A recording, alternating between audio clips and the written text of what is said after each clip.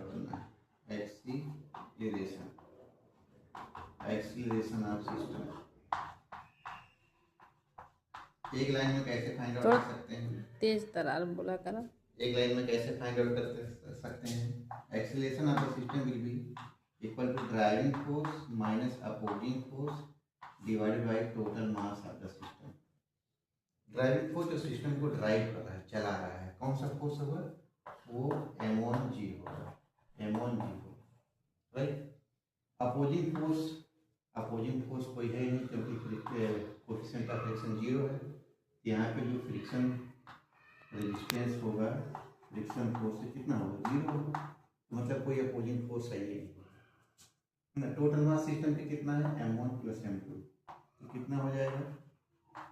m1g minus 0 by m1 plus m2। तो acceleration system में कितना हो जाएगा? m1 by m1 plus m2 g। ये हो जाएगा सिस्टम का एक्सीलरेशन। अच्छा, इसको लॉन्ग वे में कैसे फाइंड आउट कर सकते हैं? एक वीडियो बनाना पड़ेगा। m1 का FVD क्या होगा? m1 का FVD सबसे पहले m1 को बनाएंगे। m1 नीचे की तरफ जो फोर्स लग रहा है m1 ये होगा। ऊपर टेंशन काम कर रहा है,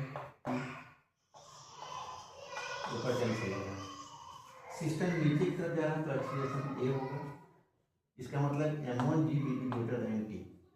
तो जो सिस्टम है m1g minus t will be equal to m1 नीचे की तरफ जा रहा है तो m1 का एक्सीलरेशन। ये इक्वेशन नंबर 2 है। दूसरे के लिए हम इसका फ्री बॉडी डायग्राम बनाएंगे। फ्री बॉडी डायग्राम बनाने का मतलब उससे कितना फोर्स लग रहा है। इस पर कौन सा फोर्स लग रहा है? टेंशन लग रहा है। पीछे की तरफ कोई फोर्स लग रहा है? नहीं लग रहा है, फ्रिक्शन फोर्स 0 है। और जो वेट है वो नीचे की तरफ लग रहा है, इसका रिएक्शन ऊपर की तरफ लग रहा है। तो इस डायरेक्शन में, जिस डायरेक्शन में मूवमेंट हो रहा है उस डायरेक्शन में कोई फोर्स नहीं है, सिर्फ टेंशन ही है। इस डायरेक्शन में थोड़ी फोर्स मोशन हो रहा है। इस डायरेक्शन में फोर्स कितना होगा? हमारा बैलेंस होगा, reaction equal to m2 into d होगा, है ना। ये बैलेंस हो जाएगा।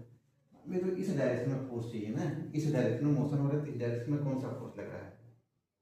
तो इस डायरेक्शन में फोर्स लग रहा है तो इसी की वजह से मोशन हो रहा है। सिस्टम का एक्सीलरेशन ए है तो कितना हो जाएगा? m2 इंटू ए। ये इक्वेशन नंबर 2 हो गया। ये हो गया इक्वेशन नंबर 2।